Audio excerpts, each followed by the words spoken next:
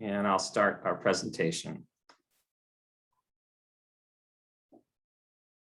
I need to be sharing the screen.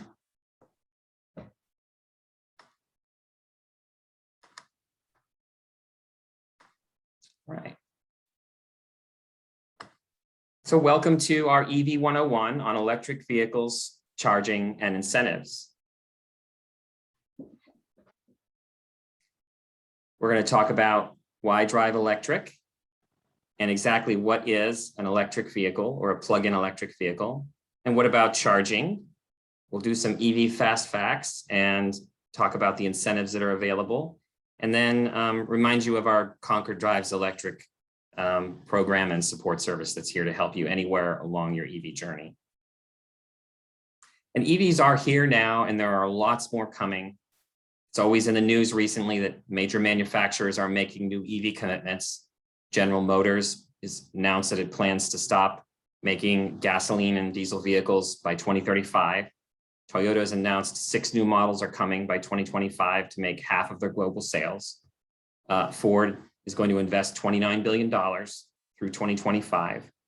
Volkswagen has really come out strong, saying there'll be 70 new plug-in electric models by 2028 and produce 22 million EVs over the next 10 years. And even Honda's getting in the game, saying 2/3 of its global lineup will be EVs. And there are many, many others. And so no matter where you are along your EV journey, pretty soon there'll be something that hopefully will fit what you're looking for. So next, I'd like to talk about the reasons why to drive electric. And I like to refer to one of my favorite quotes from one of my colleagues, and that is that EVs bring a basket of benefits. These are benefits not only to society, but also to the driver. And one of my favorites is saving money on fuel and maintenance. It costs far less to charge an EV nearly anywhere, and the maintenance cost is lower.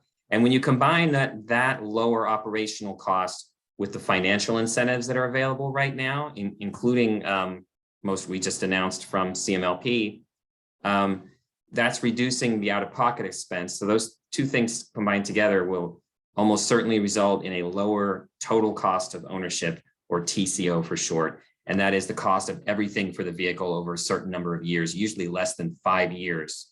You've broken even, and then that EV is saving you lots of money every month and every year. Refueling an EV with electricity, charging, is actually quite convenient once you start doing it. It's usually done at home overnight, and you wake up to a full battery.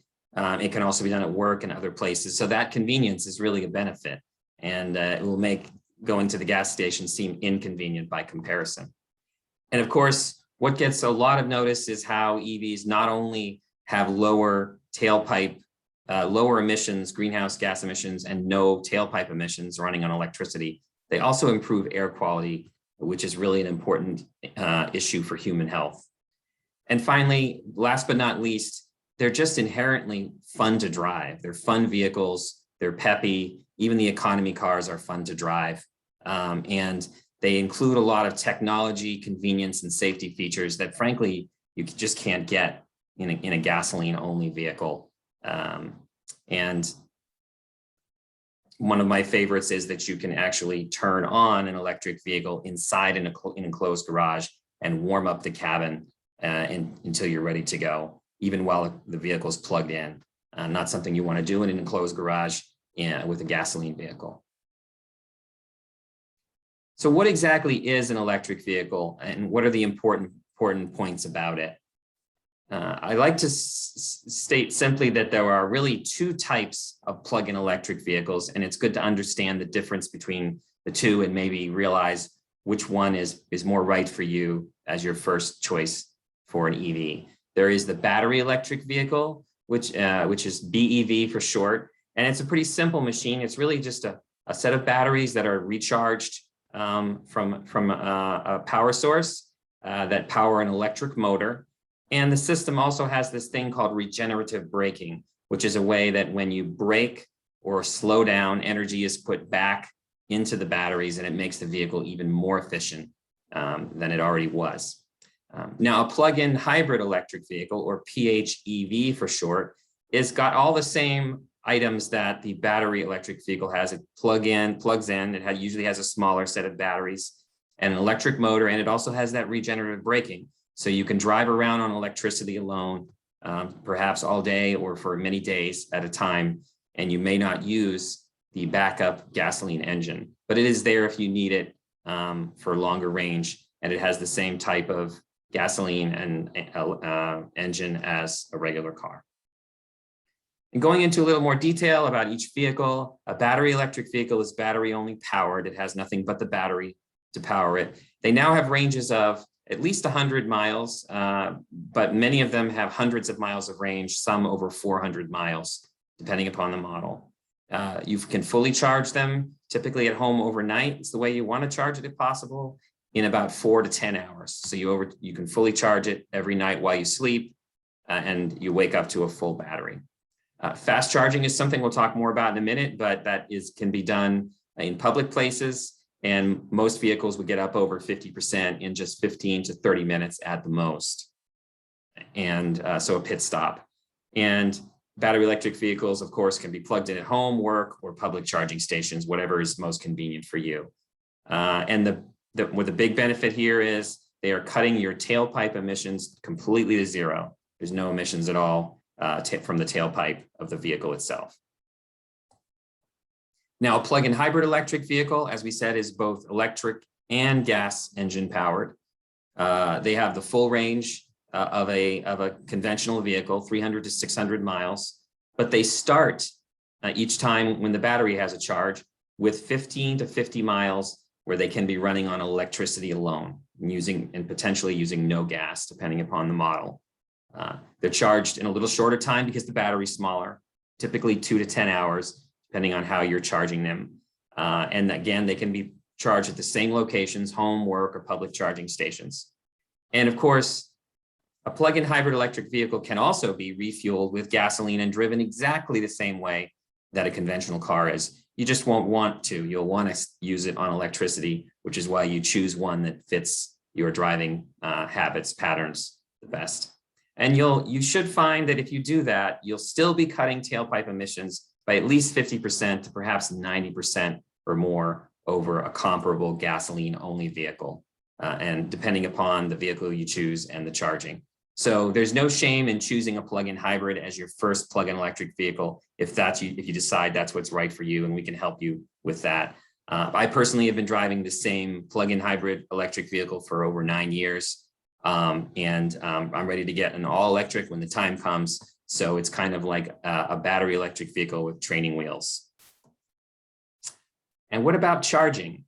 Charging can be a very complicated topic to learn about. We try to keep it simple. We try to say it really can be as simple as 1, 2, 3, and understanding charging, because there are 3 levels of charging: level 1, level 2, and level 3.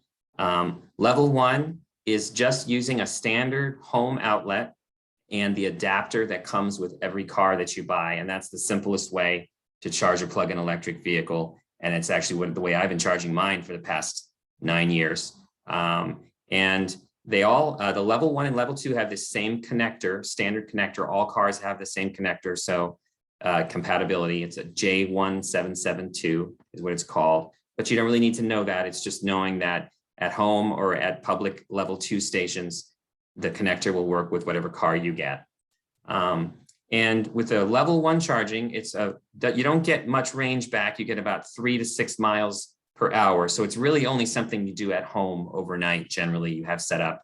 And if you're only doing local driving with your vehicle, it may be adequate for you. If you're going to get a long range EV and you're going to want to use it and go everywhere with it, you're probably going to want to upgrade to level 2 charging right away, or sooner rather than later.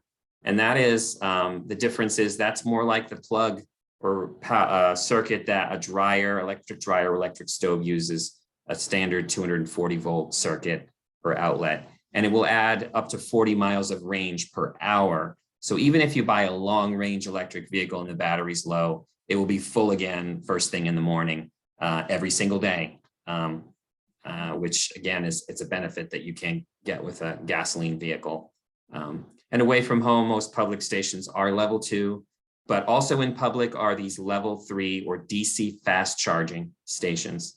And there are 3 different types of connectors right now for those that work with different brands or models of cars. They are CCS, CHAdeMO, and the Tesla connector. So you do need to go to a station that has the connector that works with your car, and some stations have multiple connectors, with CCS being the most common.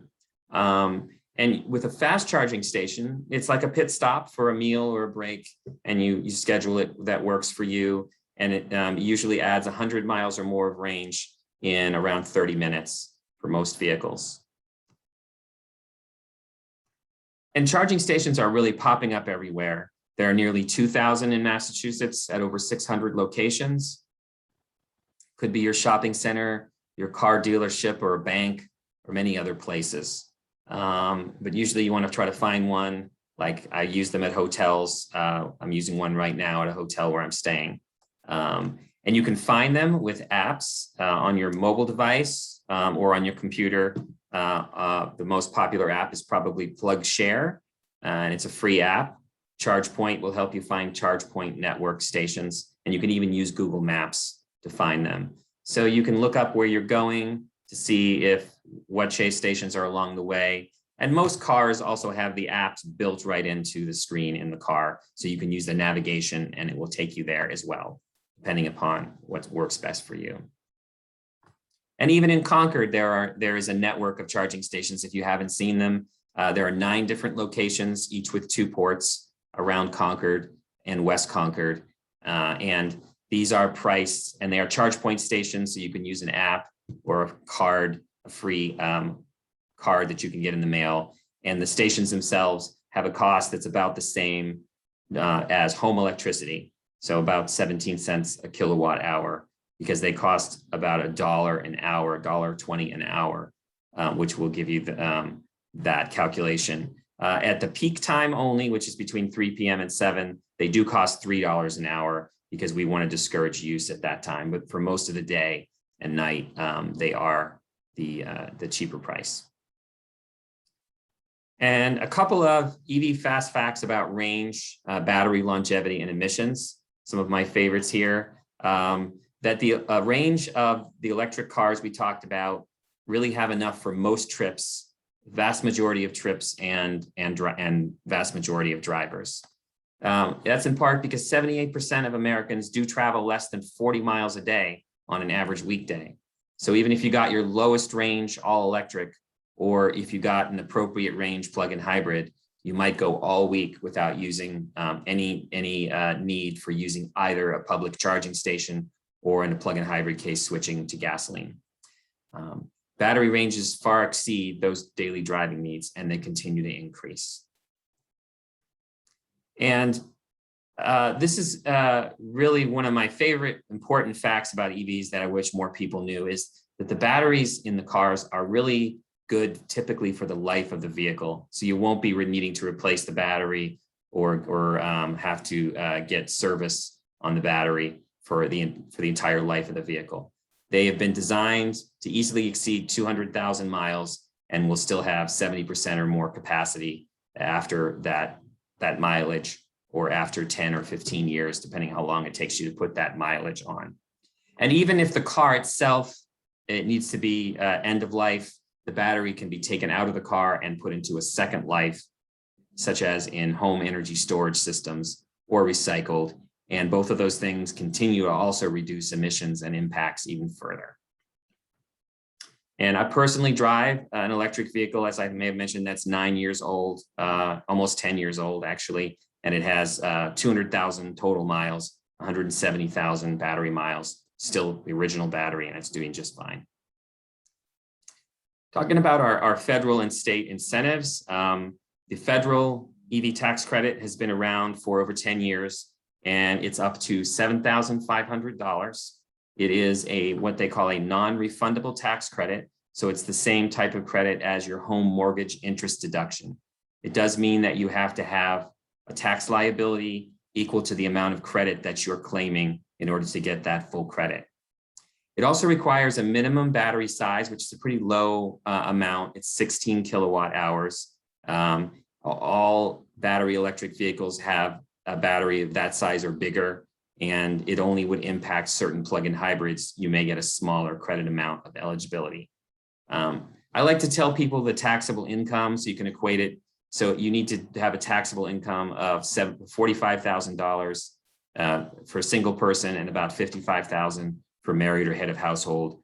That will give you the tax liability that you need to get the full tax credit. However, partial credits for plug-in hybrids or for other tax situations are still refunded. If you feel it's worth it, you may still only get $6,000 or $5,000 in a tax credit. So talk to your tax professional about that. You would use this form 8936, and we can certainly answer more personal questions about that with our EV support service. The state rebate called More EV, only Massachusetts residents are eligible for that. You can get this rebate in either a purchase or a lease, as long as the lease is at least 36 months. The vehicle itself does have to be $50,000 or under. So luxury or premium vehicles over $50,000 are not eligible for this rebate at all. A battery electric vehicle gets a $2,500 rebate, and a plug-in hybrid, as long as it has 25 miles of the EV range or more, it will get a $1,500 rebate. And that rebate is applied online at the More EV website, and you receive it as a check in the mail within a few months' time. And finally, I'd like to just talk again about Concord Drives Electric, which Jan already explained, and remind you that we have this free support service to help you anywhere along your EV journey, whether this is the first time you've looked into an EV or whether you're already an EV driver and you have questions about additional incentives or setting up charging or anything else, or if you want to perhaps help us out by participating in some way. We'll answer questions about the EV basics and benefits. We'll help you find the model that's right for you, that best suits your needs and your driving commute, and any other information about, such as installing charging. So let us help you on your EV journey. You can check out the website or just send us an email directly to ev@concordmass.gov or get.gov, or give us a call, and we can follow up with you at the time that works best for you. And before we go to our Q&A, I just wanted to make sure everybody was aware of our new survey and the chance to win a prize. Here's the QR code for that. If you want to jump right to it, you can take a picture or scan it with your phone. This is our 2021 Concord Driver Survey. We want to know about your next vehicle and about how an EV might fit for you. And it's also a chance to win a $75 gift card to Sally Ann's Bakery. And we didn't just randomly choose the $75 as the prize amount. We estimated that for the average driver, $75 every month is what you would save in fuel alone by choosing an electric vehicle. And that doesn't count how much you might save in maintenance. So imagine getting a $75 gift card every month. That's what it's like driving an EV. So thank you, and I'm going to stop the recording now and turn it over to Kayla, who's going to field our questions that you can put in the chat, or you can raise your hand and we'll let you ask your question.